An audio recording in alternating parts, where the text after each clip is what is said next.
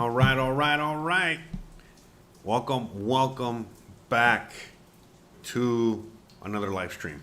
The last live stream of the day, but hey, the most important, in a sense, of the three. I think. I think they're all important. All questions are very important, but I think this is an extremely important question that I just don't get asked enough, and I'm glad that there are, people out there that are now asking me these questions and wanting me to talk about these topics a bit more.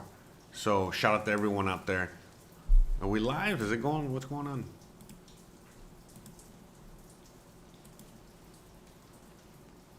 Let me see. So we gotta, sorry about this. Gotta make sure we're live. But anyway, shout out to everyone out there. I apologize for the rain. It literally just started to rain very hard as we were going live. So I just, I'll give it a few minutes, for it to kind of settle down and not be so loud. Okay, we're live. We're live. We are live. All right, so shout out to everyone out there. Today's question was brought to us by Meggie. Again, 2 weeks in a row. Shout out to her out there. So this is her second question. All right. Shout out to everyone out there. And so today's question, which is, self-explanatory. It's in the title. It says, "Are Mexican banks safe? Can I trust a Mexican bank?" And we're going to be talking about all that, all right, as to, the whole situation with Mexican banks. Now, for anyone out there that is new to the channel or might not know me very well, you guys, the ones that know me already know this about me. The ones that don't are going to find out right now. But anyways, long story short, I am not a fan of the banks. I'm not a big bank guy. I don't trust banks. I never have. I'm not a fan of them. Don't get me started, okay? The more you know about me, the more you understand my distrust and dislike and hate for banks. But hey, I understand that in today's world and society, they are a necessary evil. And in some cases, they're so evil that they, make sure that you don't get your necessities. I don't want to get into that. But long story short, I happen to live in a country, thank God, in which the banking system is not needed for you to function, okay? Sure, the banking system is tied to just about everything out here, just like it is in most of the world these days, but it is not one of those things where you need it to survive. You need a bank to live and survive, otherwise you're scarred. That's not really the case out here. By the way, please let me know if the rain is too loud, all right? Because it's very loud right behind me, but I don't think... a lot of times it doesn't translate through the microphone and it's, more in my head than anything else. I'm guessing it's fine since you guys are not saying anything. You guys usually let me know when things are bad. But anyways, long story short, man, it's storming out there right now for real. Wow, feels like a hurricane out there. Okay, so, the whole thing with banks, like when it comes to me personally, I do not, trust the banks at all. I think banks, again, you already heard everything I said. Now, when it comes to the typical Mexican, guess what? They also think the same way. They don't trust banks, and this is why the banking system is not in such control as it is in the USA, Canada, and all these other countries, okay? That's why the banks out here are basically almost begging people, for them to get an account with them. And they have to almost buy the people, okay, to get them to have an account with them and work with them and all this other stuff. And we're going to be talking about all that because it's a very important subject and topic, so to give you more perspective on the situation itself, okay? Oh, Meggie, by the way, so today's question, I already said, Meggie brought it up. I see her, she's in the audience. Shout out to her. All right, glad you made it. All right, awesome. Glad you made it so that we can, so you can be in the audience in case you got any more follow-up questions or what have you. But at the end of the day, the reality is that, like, I've talked about this multiple times on my channel. For those of you guys that haven't heard it already, I'll go through it again. But, the typical Mexican doesn't really have much faith in the banks, doesn't have much faith in the government, doesn't have much faith in any of these entities.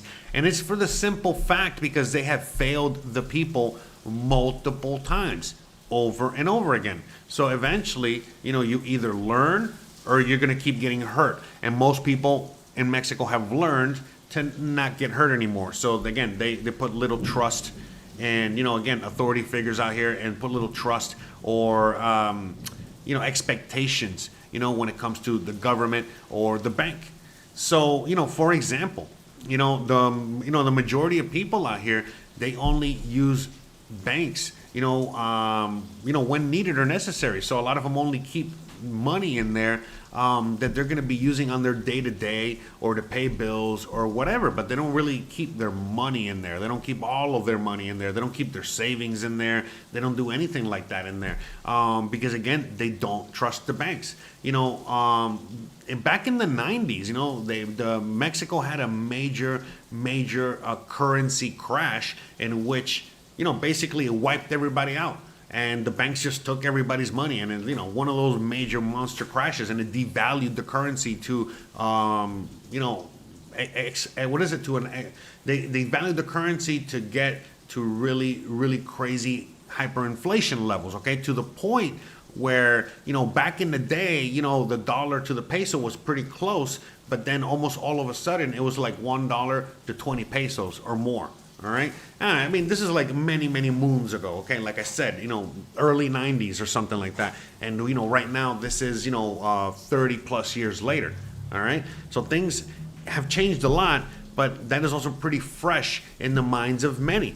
The majority of the population right now, remember, Mexico has one of the youngest populations out there. Okay. The majority of the population out there is in their early 30s, late 20s. So some of them were born right in the middle of this, right when all this was happening. So they were raised in this environment by parents that, again, lost everything to the banks, lost everything to the governments, and then they had to rebuild everything, and they did it without the banking system, without, the going through the government system, and so on and so forth. So now, even though there's a lot of youngsters, because again, usually technology, the ones that adopted the most are the youngsters, and so on and so forth. So with that being said, even though there's a lot of youngsters, they love their fancy bank accounts and, having their digital, banking and, doing all that stuff, all those conveniences, they are also constantly reminded,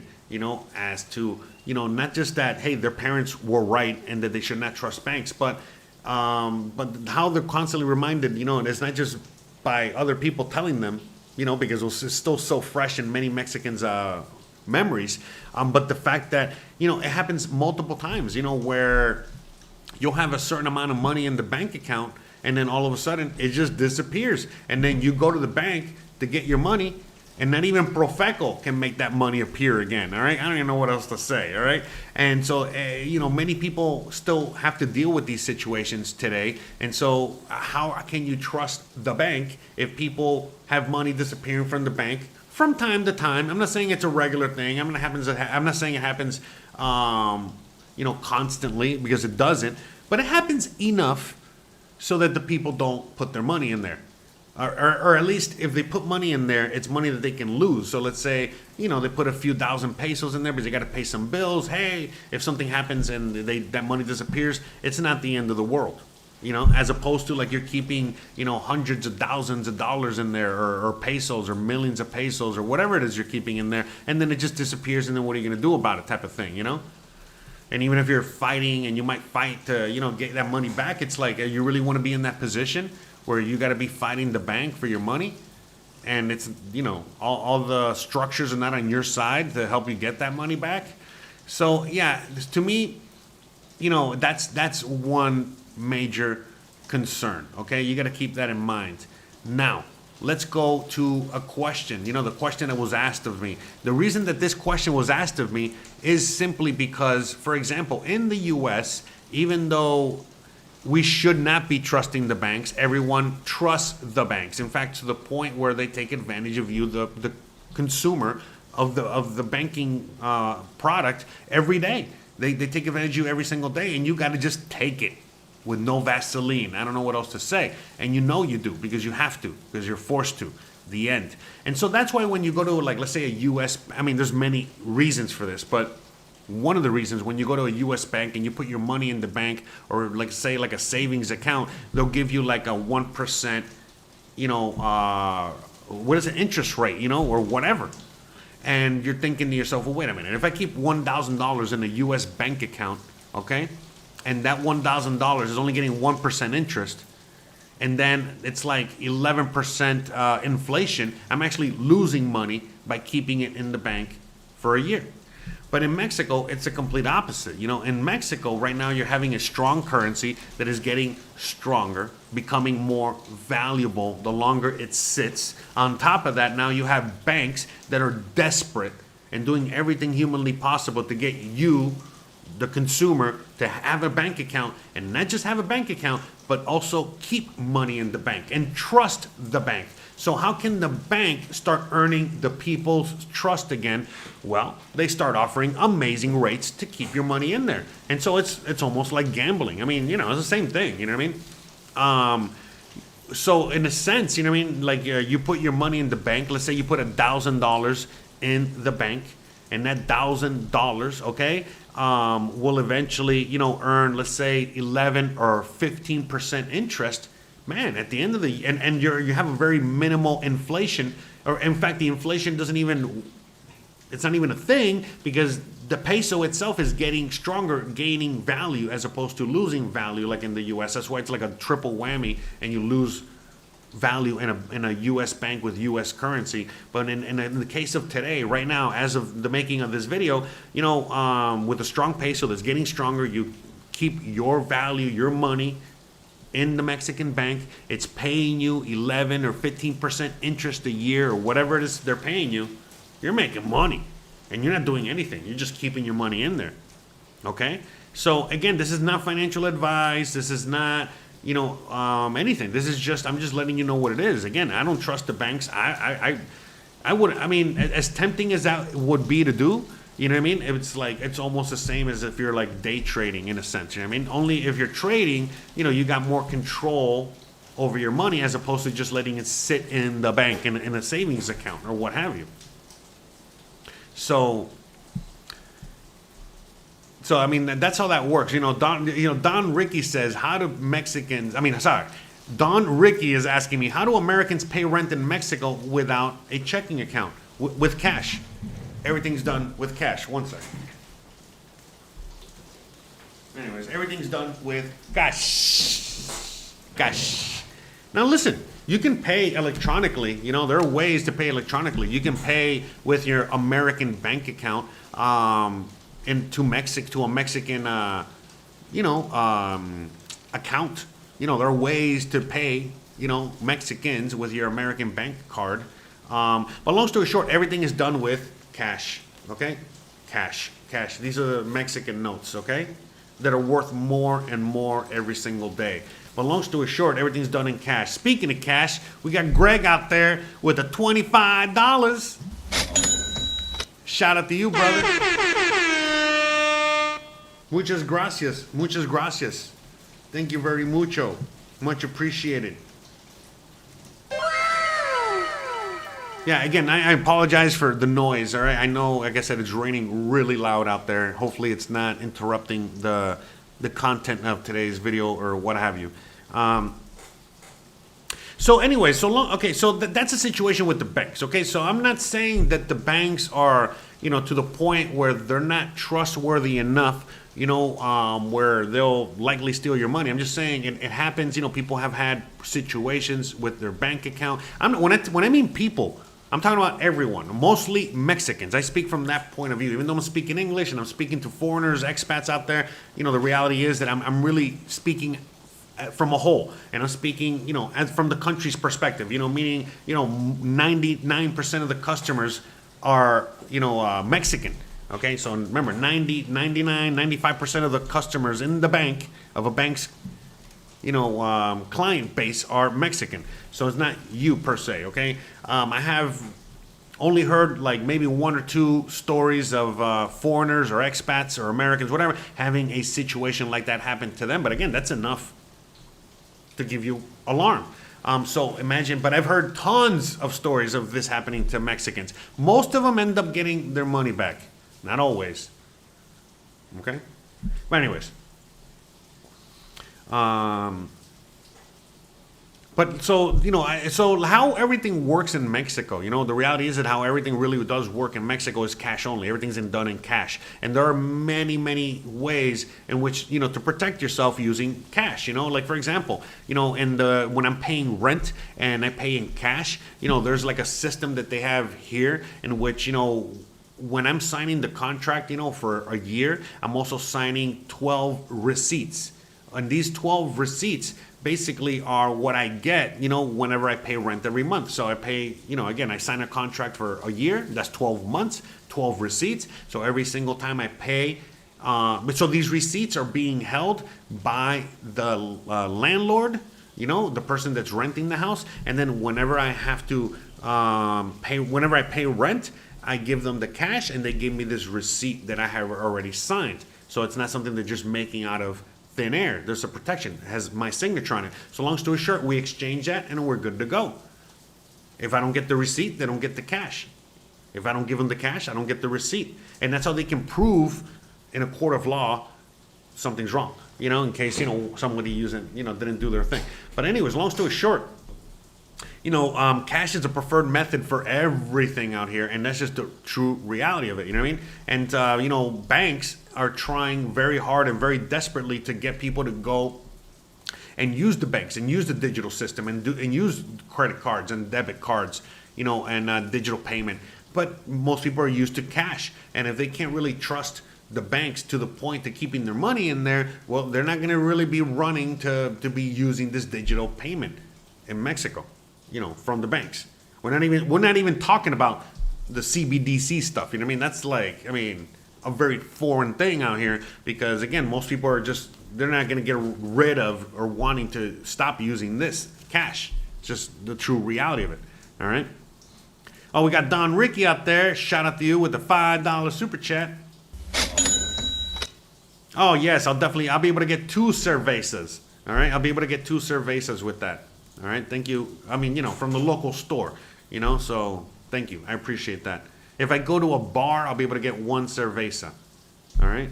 No, wait, how much is the... Yeah. I'll be able to get 2 cervezas, minus the YouTube fee. So thank you. Thank you for the cervezas. The beers.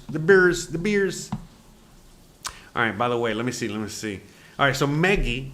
So, by the way, shout out to Meggie. She's the one that asked me this question for me to answer today. So Meggie says... Where are the pesos coming from that they're putting in the bank? They keep everything in cash. Oh, that is a great question. Okay, so in Mexico, they don't have the Federal Reserve. So in the USA, there's a private bank, a private entity called the Federal Reserve. They are in charge of printing money. Then they get that money and they lend it out to the USA. So all the money, every single dollar that the USA has, they're literally paying interest on. I don't know if that makes any sense. But in Mexico is very different. Like in Mexico, they got their own central bank. So they got the Bank of Mexico. The Bank of Mexico prints money. That's it. And then they print money or burn money, depending on the situation. Whether they print too much money, then they go into inflation. And they can get rid of some money if they have to. But again, the reality is that the reason the Mexican peso is so strong is because they're not printing money. And not only are they not printing money, but they're not taking on any kind of debt. No international debt, no debt from another country, no debts. And the people, the typical Mexican is not in debt either. So in Mexico, around 17% of the population has debt. And in the USA, it's like 80% of the population has debt.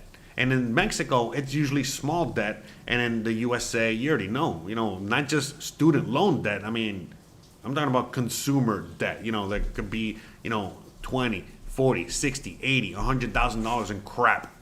It doesn't exist in Mexico. So, I could go on and on. It's a whole system, okay, that, it's kind of like, it's not a whole system, it's a whole culture of people that, not only are they used to not taking debt, but they don't appreciate debt, they don't have debt, and they don't like debt. And so now banks are offering debt. And so the people are like, nah, it's okay, we're good. Some people take it, and sometimes it's necessary. I'm not saying it's not. I mean, when you come out here and you've been out here for a while, you got yourself a bank account for a while, they're going to offer you credit.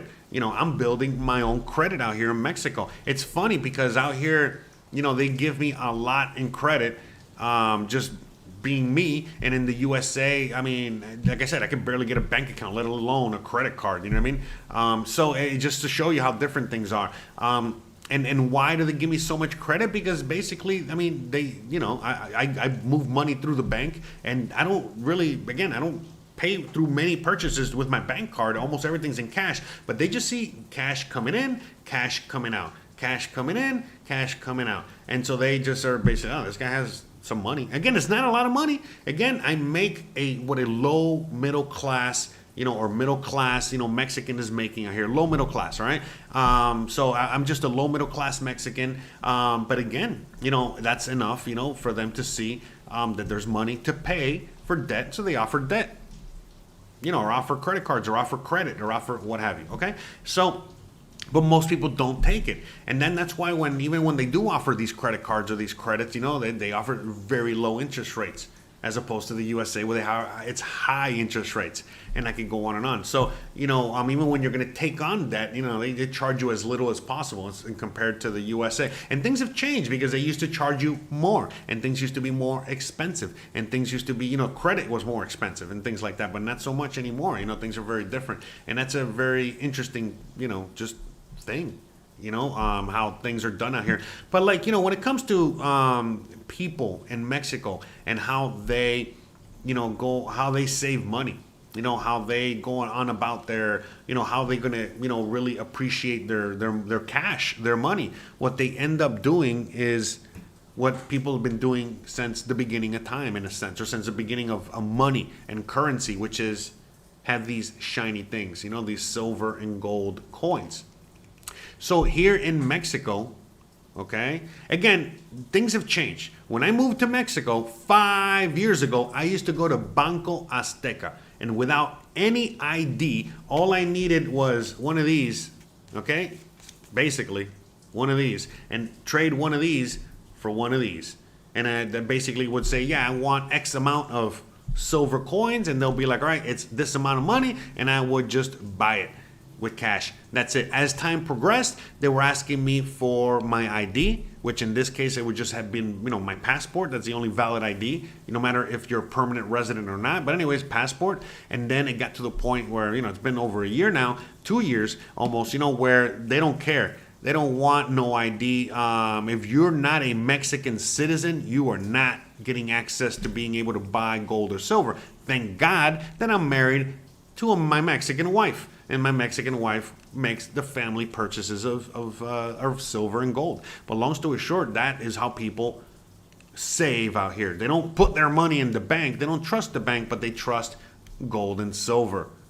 And then they are their own banks. They take responsibility. Again, remember, we've been talking about this all day, coincidentally enough, responsibilities. And so out here, everyone is responsible for their for everything, you know what I mean? So including their bank, their money, their savings, their everything. So what do Mexicans do out here? In order to, when they have savings, they make enough money, whether they were making money in the USA and bringing it over here, or they were making money in Mexico and they save money. How do they really save money? So okay, like I said, they buy gold and silver, then they buy safes, like a safe, those big safes, all right? And then they put these safes in safe places. Sometimes it could be under your house, sometimes it could be, under a tree in the middle of your yard, I don't know.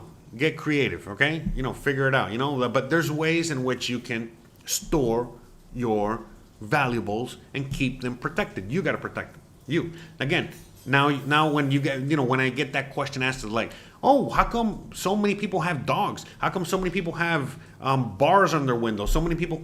Now you understand why, okay? Because it's more, they're protecting more than what you think in there.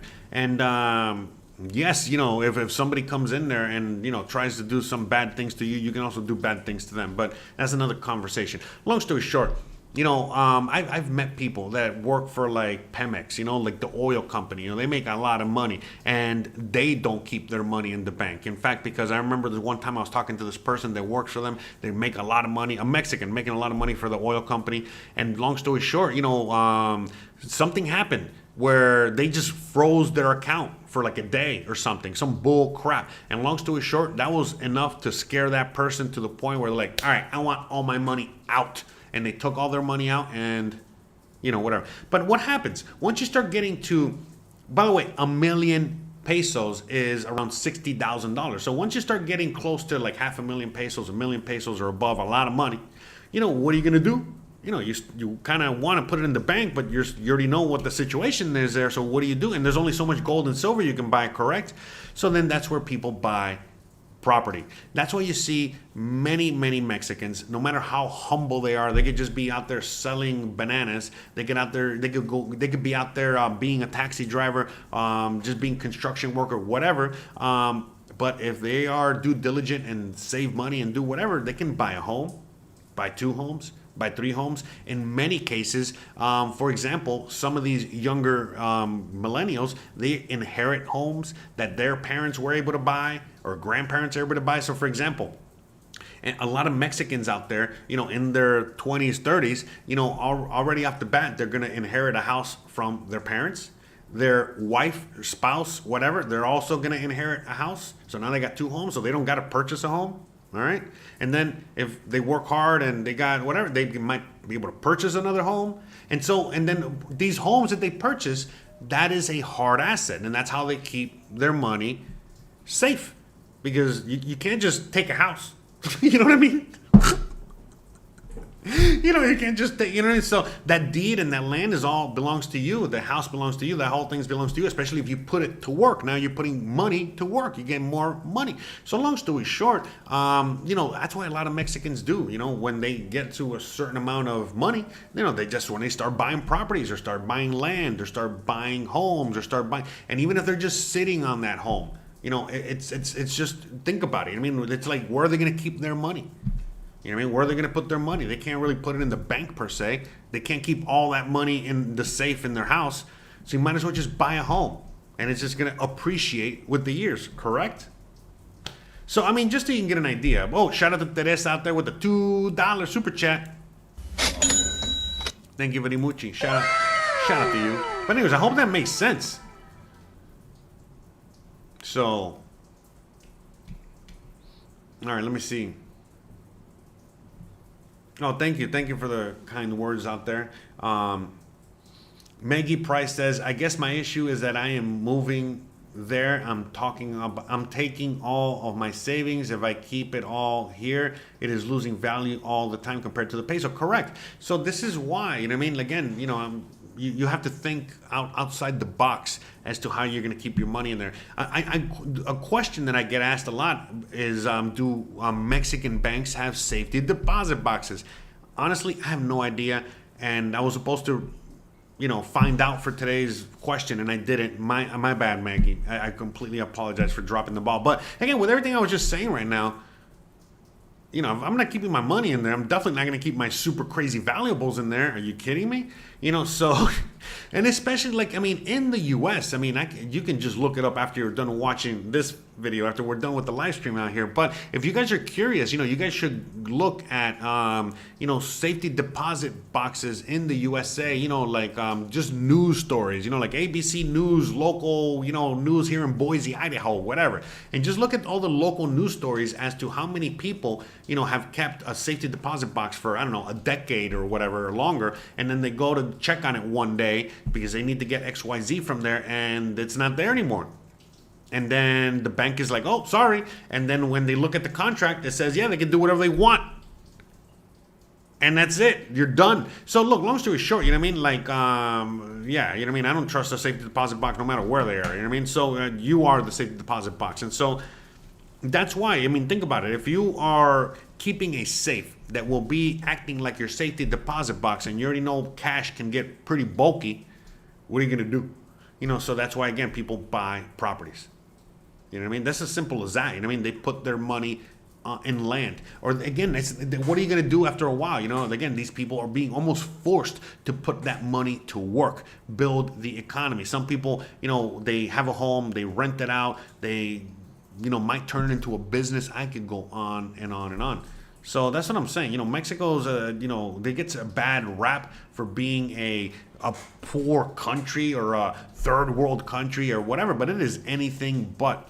You know, something that I've, you know, talked about on this, you know, channel has been the fact that the longer I've been here and the more again, I'm married to a Mexican, so the more, and I speak fluent Spanish, so the more I look into Mexico, the history of Mexico. Okay, so for example, right now you can go on YouTube and you can watch commercials, American, US, or Canadian, or whatever commercials from whatever country, from whatever time period. The 40s, the 50s, the 60s, the 70s, the 80s, the 90s, and I could go on, right? Well, guess what?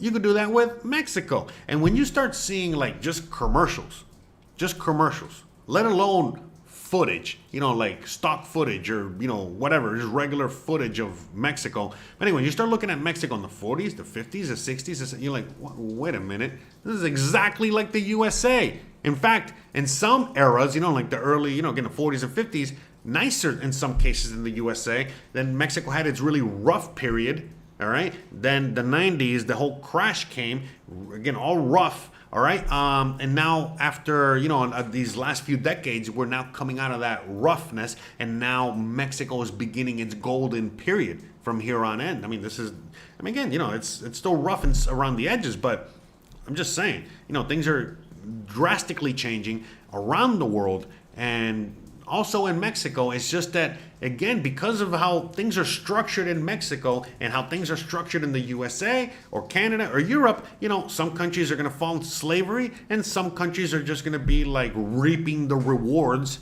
of, you know, this massive, you know, industrial revolution that's happening. This is another industrial revolution, another technological revolution, I mean, don't get me started on all that. We're trying to talk about banks out here. So with that being said, you know, people have a lot more freedom, autonomy, and they don't have to rely on these old legacy systems. You know, they can create their own, and they do, and they have. And, you know, it's just a different world out there. So, shout out to you, Greg. Bye, Greg. Enjoy dinner. Thanks again for hanging out. But yeah, you know, all right, let me see what the chats are saying. Are they safe? Yeah, banks are safe. You know what I mean? Like, okay, you know, José Monsi, great. He says, people don't trust banks, but you haven't answered, are they safe today? Yeah, they're safe. Like I said, you know, they are safe for, again, just minor use. Okay, so again, the thing is that word safe, everyone uses it different. Okay, so I'm just break it down. Would I keep a lot of money in the Mexican bank? No. Would I keep money in the bank, you know, in order to have transactions, and I'll maybe keep, you know, I don't know, a couple $100s in the bank? Yeah, sure, fine, whatever, no big deal. Okay? They're safe enough for use. They're safe enough in which even if, let's say, the Mexican banking system falls tomorrow and everything is frozen, people are not going to care. For example, if the banking system fails in the USA and everything is frozen for a day, a weekend, a week, oh my God, you already know if people were killing themselves over toilet paper, imagine when the whole system freezes. But in Mexico, since the whole system is, you know, basically cash only, it doesn't matter. Freeze all you want. Who gives a crap? You know what I mean? In fact, you know, people that keep too much money in the bank, you know, they're going to be looked at like, why'd you keep all that money in the bank? What are you, an idiot?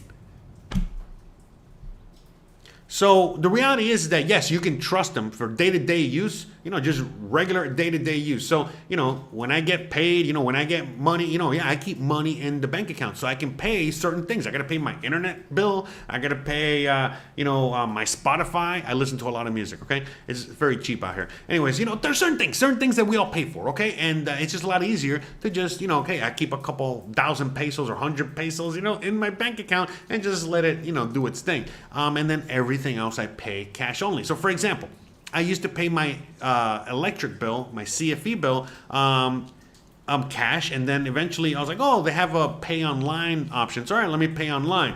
And then when I started when I paid online once, all of a sudden it the CFE company, they use that, as, whatchamacallit, as direct, how do I say this? What's the word I'm looking for? They use that as permission. Okay, I paid once online, just a one-time payment, and they use that as permission to basically charge me whenever the hell they wanted out of my bank account. And I was like, what the hell? So long story short, I had to go through a whole thing just to get disconnected, my bank account disconnected from CFE, so that they would not be able to do that anymore. And from that moment on, I'll always pay in cash, and I'm never going to pay them electronically ever again. And so things like that. And so that's what I mean. You know what I mean? Like it's I could go on and on, but I come from Miami, Florida, very Latino, Hispanic. It's another world. So everything out there is cash only. It's all about the cash. Just give me the cash. Okay, so I'm already come from that environment. I'm not about, what most people are about these days, in the USA, Canada, whatever, where everything is electronic payments. That to me is still a foreign thing because I didn't grow up with it. Miami still doesn't do that. And then I come out here where nobody, there are options, there are tons of options, for you to use your credit card, your debit card, your bank card, whatever, all over the place. But most people prefer cash. No matter where you are, no matter what service or what you're paying, what you're doing, everyone freaking prefers cash. Okay?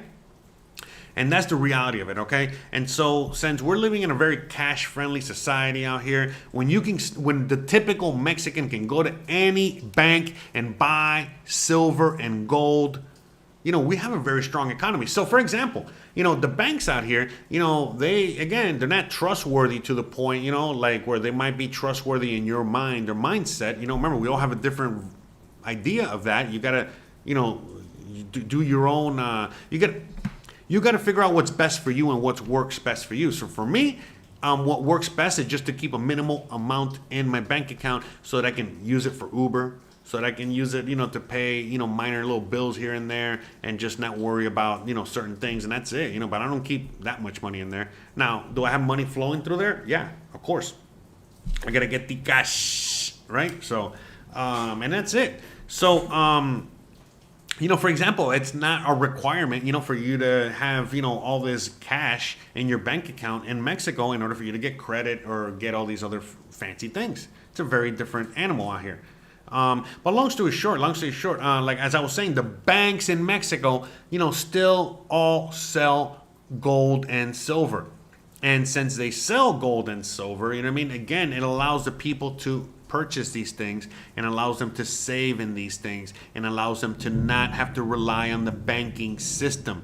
And once the banking system does collapse, the people have, again, a fluid, currency. Because for example, all these Mexicans, might have all these homes or properties or, again, hard assets, which will be very hard to liquefy in an emergency, let alone in a global banking emergency. But guess what? This is a lot easier to liquefy when there's no money around and there's no faith in the dollar. There might not be faith in the peso, might not be faith in any currencies. Who knows what could happen in the future? Remember, we're living through some weird times right now.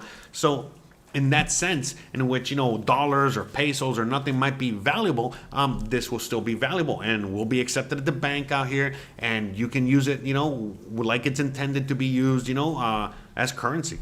And money. And in the USA, for example, not only do they not sell gold or silver, but once there's a major banking crash, let's say you do have gold or silver, do you think that they're going to be accepting it? Do you think that they're going to be using it as money? No, they're not. They're going to give you the CBDC. They're going to hit you over the head with it.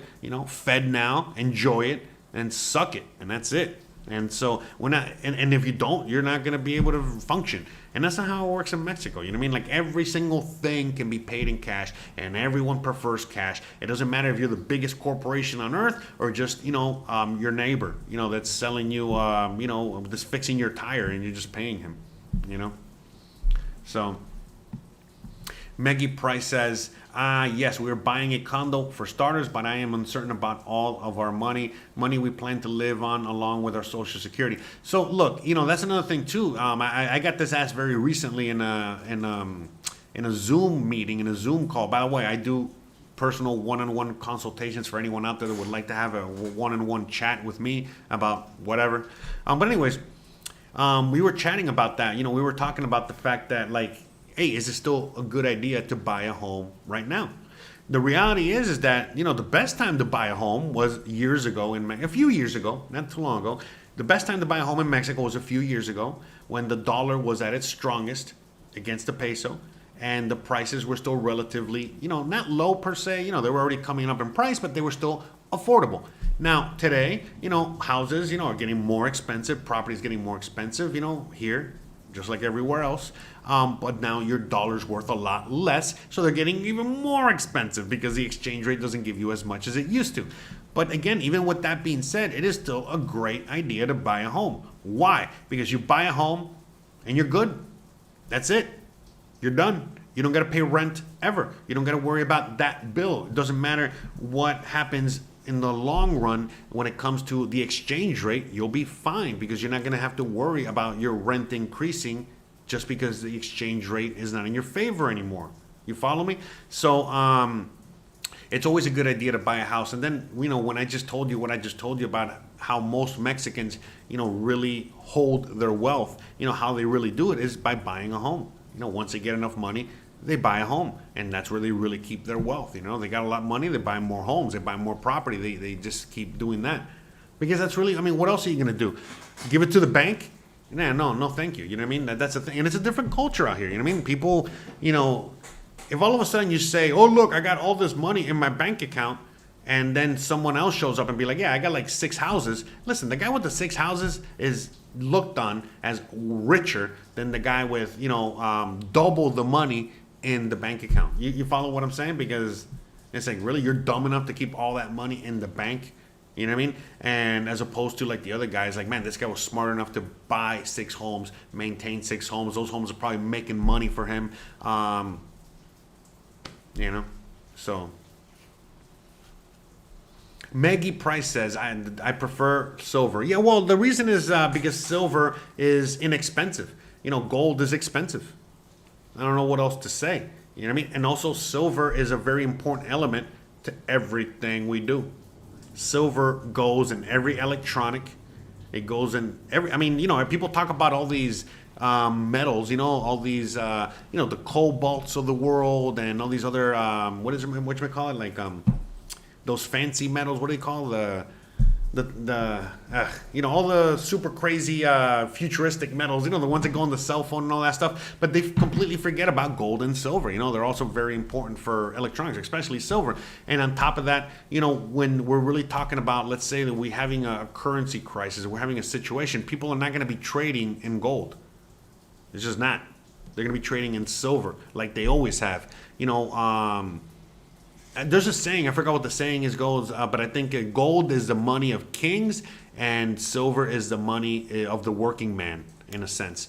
And so this is really, really money. This is really money. Eventually, it's a cycle, but really when the cycle begins, this is what people use as money, these silver coins.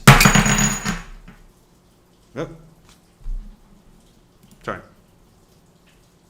Oh, well, okay, we're back.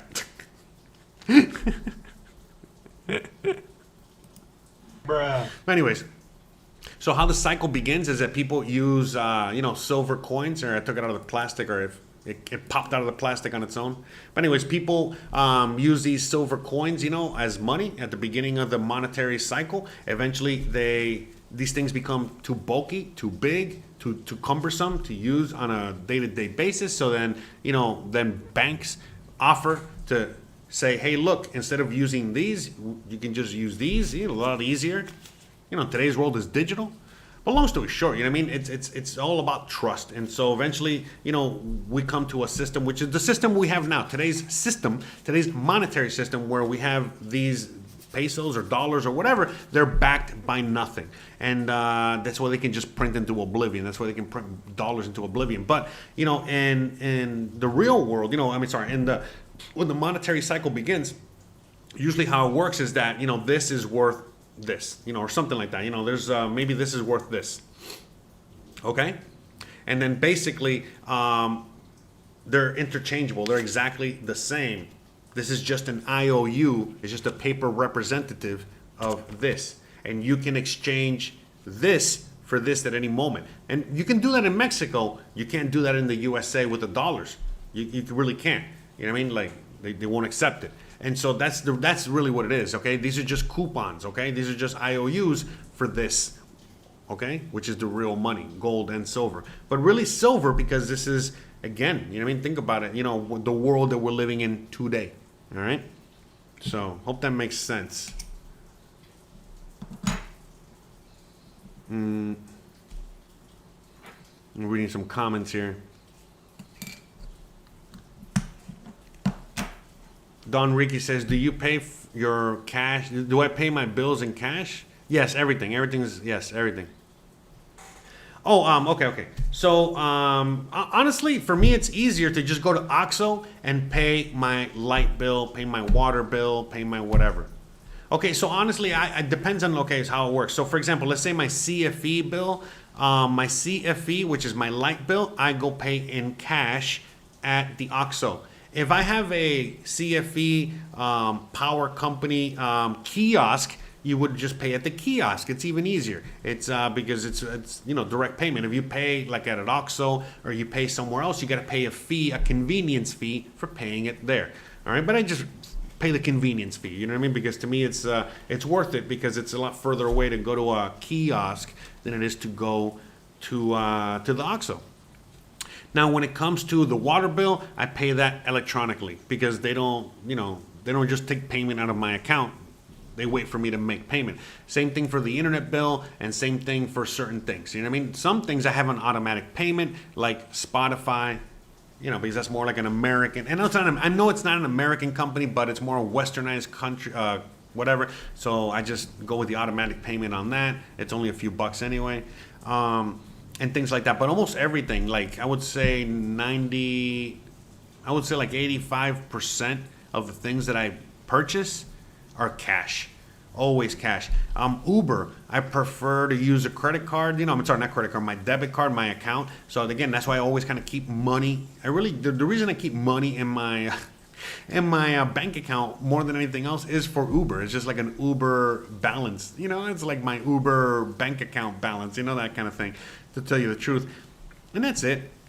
You know, that's really it. I mean, I use my, you know, it's just more convenient because yes, you know, even though most Uber drivers are, you know, platform drivers out here prefer cash, and yes, you can pay in cash. You know, it's just a lot more convenient to pay with your debit card. And just, you know, again, just order the Uber, beep, beep, beep, boop, boop, boop, automatic. You know, that's it. So I prefer that, to tell you the truth. Okay. So, but for the most part, everything's in cash, though. You know, it's a cash-only society. You know, I've talked about it multiple times, and it is what it is. You know what I mean? Because it's because of the distrust in the banks, distrust in the system, and so on and so forth. So people just, you know, again, they trust this. You know, because everyone can agree on what these things are worth. So far. All right. So let me see.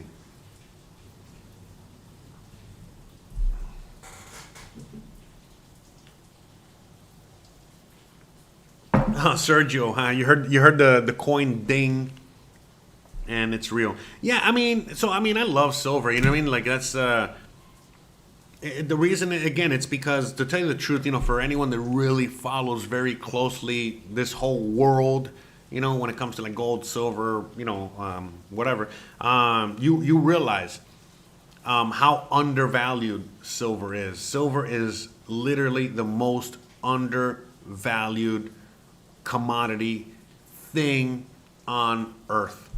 And if I were to tell you that you can purchase this coin for around $30 US, and that once the whole system crashes, this thing is going to be worth $9,000, $10,000, wouldn't you go buy one?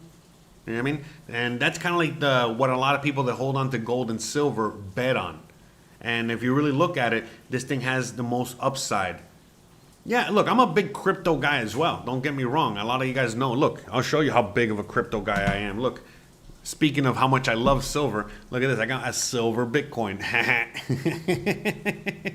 Good friend of mine gave me this as a gift a long time ago. Shout out to them. So they minted this for me. Look at that. Cool, right?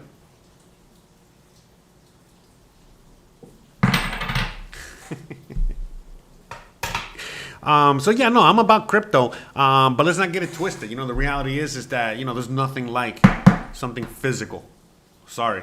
And so, yeah, I mean, I know that Bitcoin has a physical entity, which is, you know, it's placed on the blockchain and all that stuff, but don't get me started. You know what I mean? That can also be censored. You know, you can, you know, they can basically, they know your address and they can just lock your address out from the system, and that's it. You're scarred. They can't lock this out of the system. You know, they can't. All right. So let's not forget about that. So, you know, I mean, to me, you know, I'm not 1,000% all the way on crypto, just like I'm not 1,000% all the way on gold and silver, because I truly believe that we're going to be living in a world in which we're going to be, you know, living with both mutually.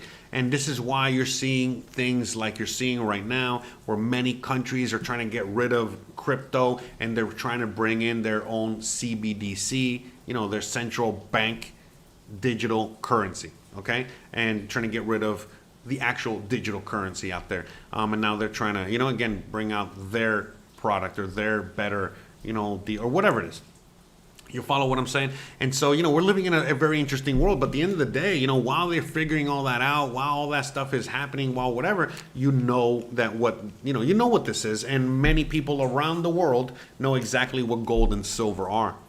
Okay, and the value of these things, and the fact that it's always been money since the beginning of time, since we've been having money and gold and currency. This is why, you know, you'll have something like for example, this is not gold or silver. This is just a 20 peso coin. You know, just, you know, hey, I collect these, you know, because whatever. Anyways, long story short, a 20 peso coin, and it doesn't matter what country you're in on earth, your coins are always the color of gold and silver. You know, why would that be? You know what I mean? Think about it. You know what I mean? And it's simply because of that. You know, it's like we all know deep down inside what they're worth and what they are, and that when it all boils down to it, yeah, you know, right now we're using these pieces of paper, okay? Just like we use pieces of paper to wipe our ass, but the reality is that we're not supposed to be using pieces of paper to wipe our ass or for currency, okay? But we do. And it's okay, you know, whatever. We're living in some weird times. It is what it is. But the reality is that this is what real money is, you know, the hard physical things that, you know, actually hold value. You know what I mean? For many reasons. You know, we know why they hold value, and especially more and more in the future, in today's world, where, you know, these things are not just valuable for, you know, their obvious reasons of how difficult they are to obtain, and you know, how shiny and beautiful they are, and I can go on and on. But the most important thing is that in today's world, every piece of technology needs things like gold and silver. I wouldn't be able to talk to you right now. I wouldn't be able to do this live stream. I wouldn't be able to do anything. You know, you guys wouldn't be able to, you know, watch your Netflix movie, whatever it is, whatever you do, whatever it is in today's world that you're whatever involved in, involves heavy use of technology. And guess what? There's a lot of gold and silver within that. So again, there's another reason why they have to suppress and keep the value of these things down on purpose, because if these things are actually worth what they really are, not only will it turn, you know, this whole system upside down, but think about it. You know, an iPhone, do you think an iPhone is expensive at $10,000? Imagine an iPhone actually being $100,000 with, you know, kind of like the same system we're at now. You can't afford that. The hell, you can't afford an iPhone. You know, I mean, I'm sorry. I misspoke. I'm thinking in pesos. I'm sorry. An iPhone that's worth $1,000, you know, really should be worth like $10,000 or more. Because again, it's not just the gold and the silver that are in there that are undervalued, okay? But all the other metals, you know, the cobalts of the world and all the other things that the slaves, you know, go out there and get for you, so that you can get your, you know, your iPhone or your Tesla or your whatever it is. But in between all that, you know, we also have gold and silver, okay, which function not just, you know, as parts of the technology, but, you know, they're also gold and, I mean, they're also currency and money, and, you know, I can go on and on. So, you know, the reality is that, you know, we are living in some interesting times in which this whole paradigm is ending, it's shifting, it's, you know, and we're having a new paradigm shift, you know, a new one that's coming into play. So, again, as we're moving from one to the other, the entities that are in power right now, they want to remain in power. And then there's other entities out there, like, us, the free people of the world, or the people that are trying to be free. We're trying to take advantage of the situation to, again, get free from this tyrannical totalitarian system that they're trying desperately to put over everybody. Because, again, the whole...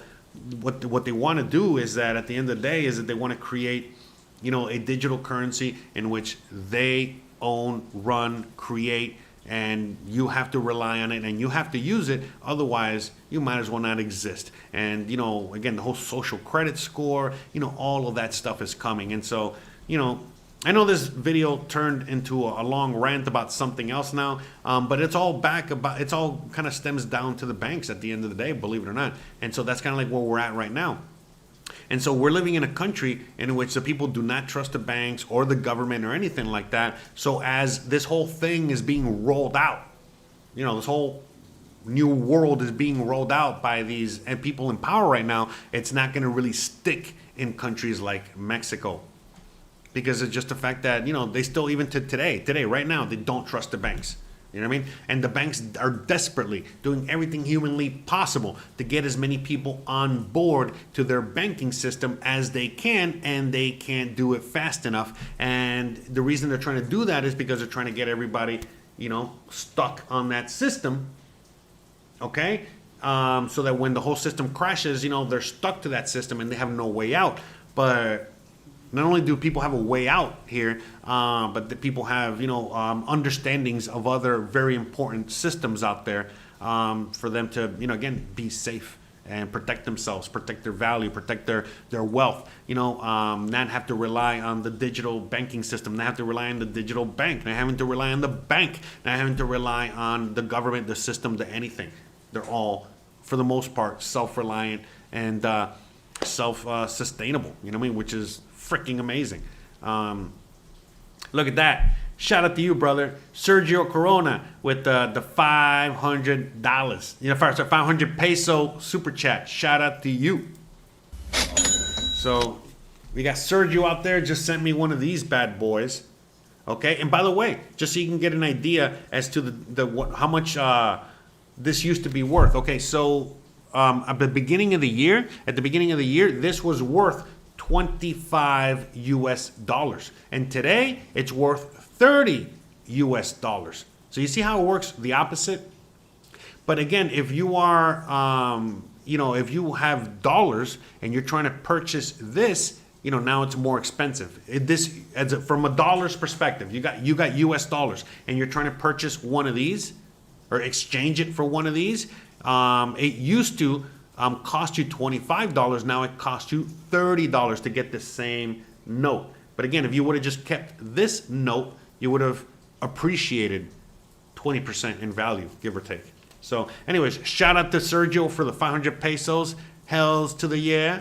The most valuable currency out there at the moment, in a sense. But anyways, shout out to you. Thank you. Muchas gracias.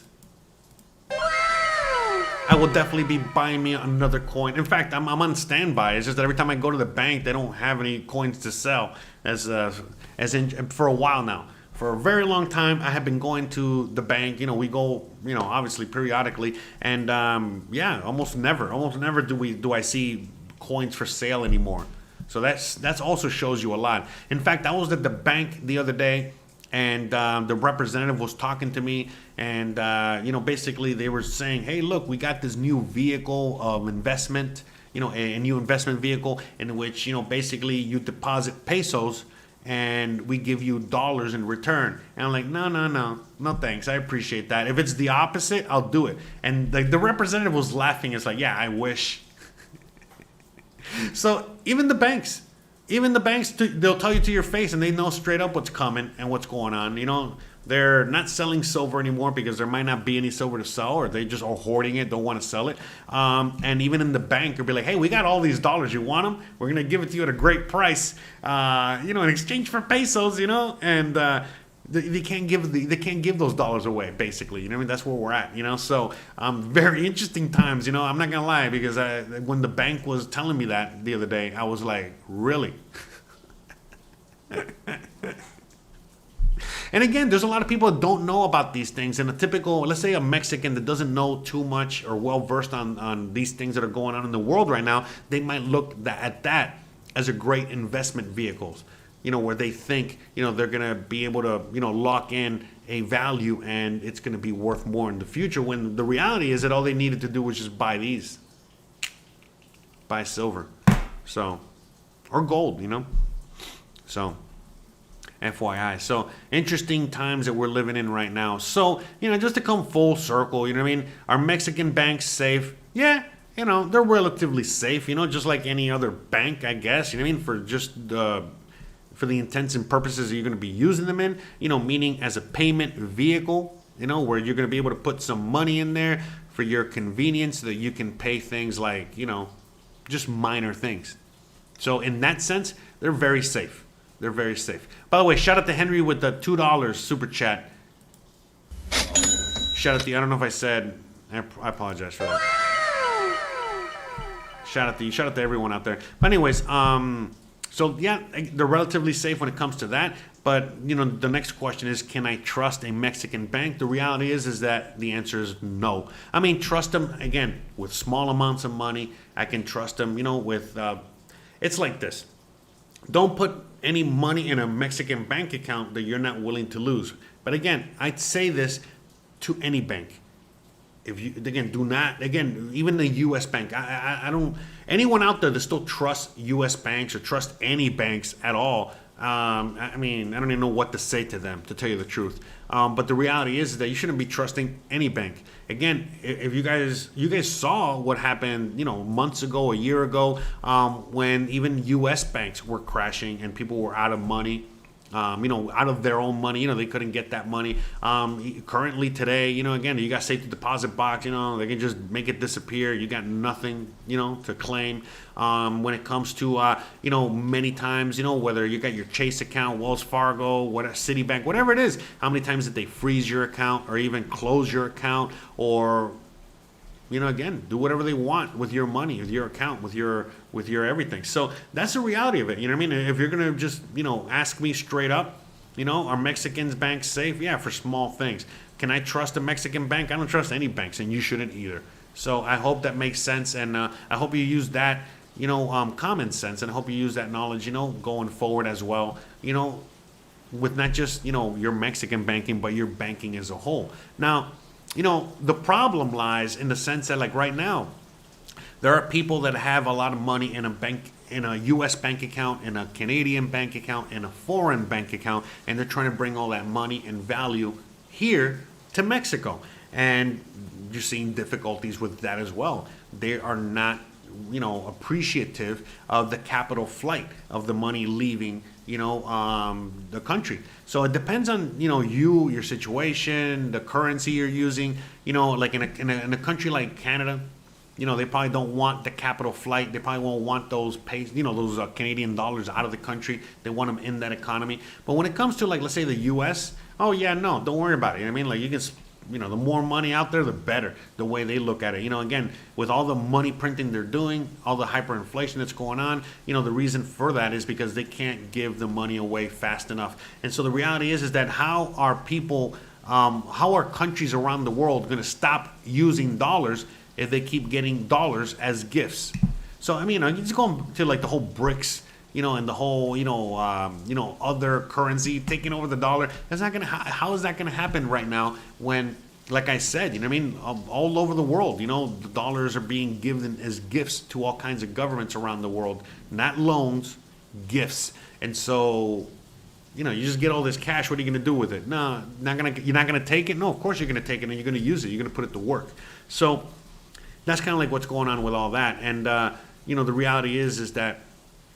I don't know, man. Like it's not banks are not the best, place to put your money. Now, if you have the ability to use a bank in your favor, let's say the bank gives you credit, the bank gives you, things, vehicles, for you to, be able to make money, go right on ahead and take advantage of that. You should take full advantage of that as an entrepreneur, as a business person, as anyone out there that knows about these things. If all of a sudden they're giving you the ability to grow your money, make your money, then maybe think about it. So in the case of, like, let's say that, you go to a Mexican bank and they're offering you like 10, 11, 15% interest to keep your money in the bank account. Well, it might not be a bad idea to do that. Now, if you're going to be putting a lot of money in the bank account, then perhaps look into some sort of insurance, insuring that money. But long story short, it might not be that bad of an idea. Maybe not put all your money in there, but definitely put some money in there. And especially if you're in a situation where you're trying to get your money out of your country, you're coming out here, you might want to buy a property, yada, yada, yada. It might not be a bad idea to put your money in pesos and have it earn interest and grow double, meaning growing because you're getting a stronger peso every day, and growing also because of the interest rates, as opposed to just keeping it in dollars and having your value decrease every single day. You know what I mean?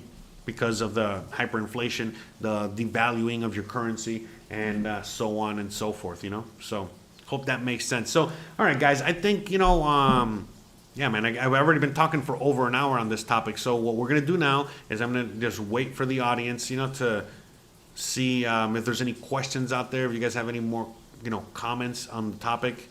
And we'll keep, talking about that. So, like, I'm going to, wait for you guys. I'm going to have a little bit of my coffee out there. It is raining cats and dogs out there. It has not rained like this in a while. So this is actually very much needed. Hopefully it didn't mess up anything audio-wise when it came to the show. But anyways, I'm glad that you, Meggie, shout out to you. Thank you so much again for providing the funds for this question. But also, I'm glad that I was able to answer your question. And thank you, for being able to make it so you can interact and ask follow-up questions, to the whole issue here that we were talking about. So shout out to you.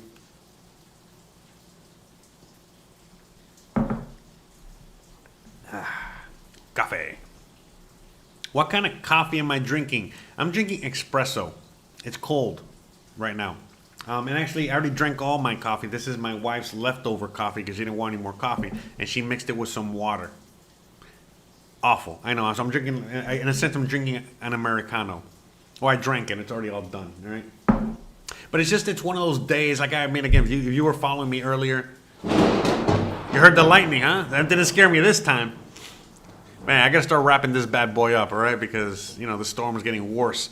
But, what was I gonna say? But yeah, if you follow me earlier from the first stream I did today, I was, basically recovering from a hangover this morning in a sense. And so, today, as the day has gone on, it's been raining, it's cold and damp and all that stuff. It's only making it even worse, like kind of like even more dreary, sleepy, tired, Anywho's.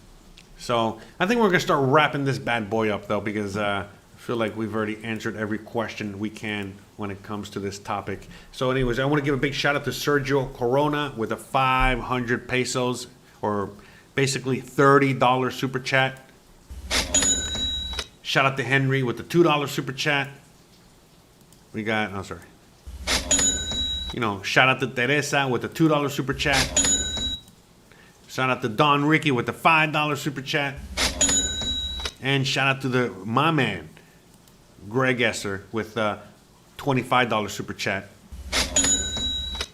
And shout out to Jorge Mendez with the just came in $5 super chat.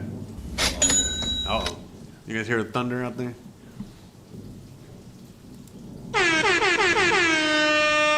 It's getting crazy out there.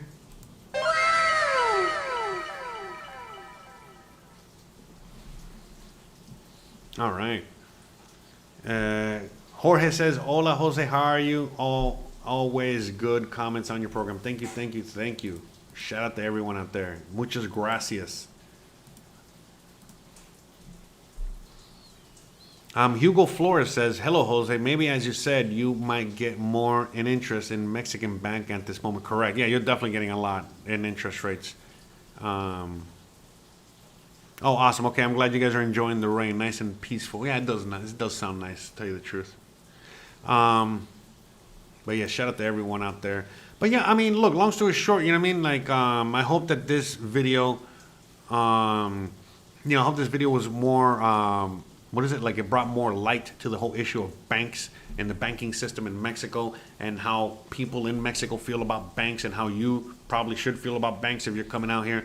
And it's not that banks are bad. They're not. They do serve a purpose. But in Mexico, just like everything else, they just do what they're supposed to do, and that's it. They don't have all this extra crazy power like they do in other parts of the world. The banking system is in check out here, just like American Airlines or Aeromexico or Coca-Cola or whatever other company out there might be in check. So how about that? So anyways, all right, so with that being said, all right, if there's anyone out there that enjoyed this content and you guys want to know how you can also ask me a question for me to answer in this format, all you have to do is just go to the link that I provide in the chat, that I provide in the description, that I provide in the comment section of this and every video. And once you click on that, it's going to take you to this page on my website. Not this page, this page, on my website. And then you're going to see another video of me in which I'm going to be talking and telling you guys, not that, sorry.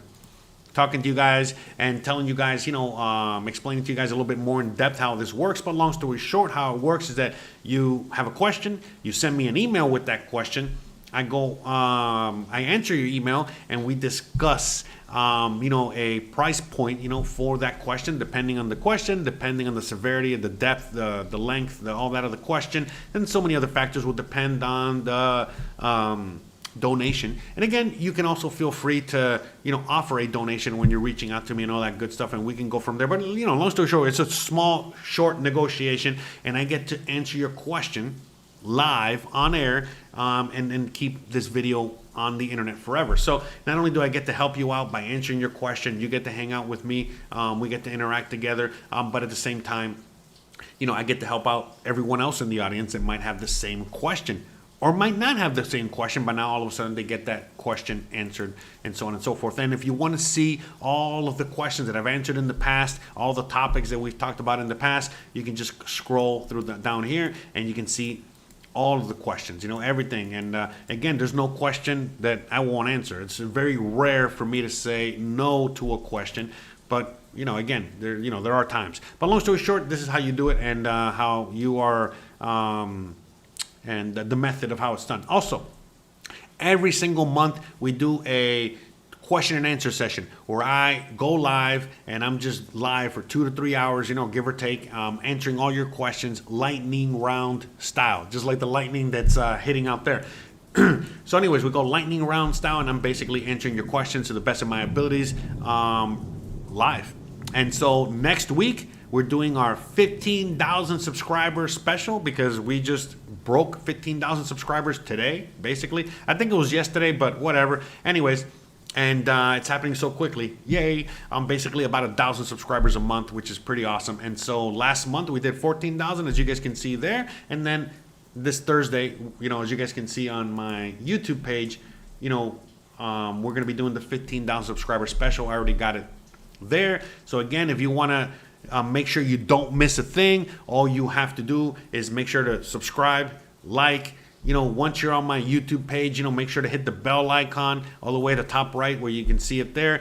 That way, every time I drop a video on Sunday, you get the notification. When I drop a live stream on Thursday, you get the notification, so you can come and watch live, hang out with us live, and you don't miss a thing. And that's it. So, again, don't forget to just be awesome, that's the most important thing, So, but anyways, if you guys enjoy this video and you're going to see more of these videos, check out all these playlists, that I have hanging out. They're going to be coming out there, whatever. You're watching this in the future, so you can just keep watching these videos, or again, just watch the actual videos I put on my channel. Again, on Sundays, I publish regular videos, okay? These are the videos that I publish on Sunday, and then on Thursday, we go live, and then, these are the live streams that I do, and so on and so forth. So, again, you want to see all the videos, you can just go to my YouTube page and check it out there, or just go to my website and also check it out there. But regardless, it doesn't matter what you do or how you check it out, You already know the deal, guys. If you like this kind of content, don't forget to please like, please subscribe, please share, please hit the bell icon, but more importantly than anything else, please stay awesome. Thanks again for watching, and see you in the next one. And if you want to see more videos, just click on all these playlists and videos here, okay? Bye, later, shout out to you. Thanks again for all the kind words. Love you guys, and we'll see you guys on the next one. Bye, guys.